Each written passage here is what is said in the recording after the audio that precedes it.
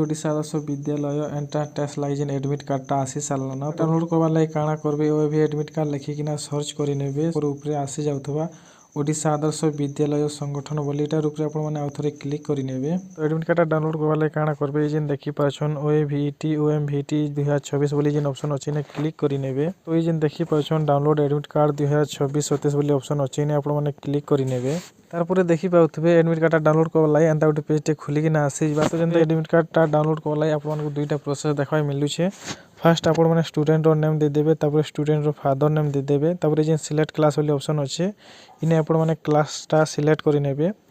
और तारपरे देखि पाउथबे तले आपण मानकु रजिस्ट्रेशन नंबर वाली ऑप्शन टे देखबाय मिली जाउथबा तो आपण माने इने रजिस्ट्रेशन नंबरटा भी देगिना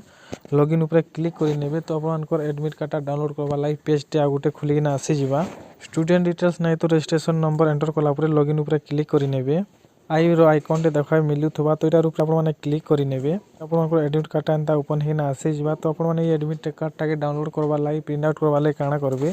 ई जेन देखि पाउछन प्रिंट बोली ऑप्शन टे अछि इटार ऊपर आपण माने क्लिक करि नेबे और आपण माने निजर एडमिट कार्डटा के डाउनलोड करि पारबे प्रिंट करि पारबे।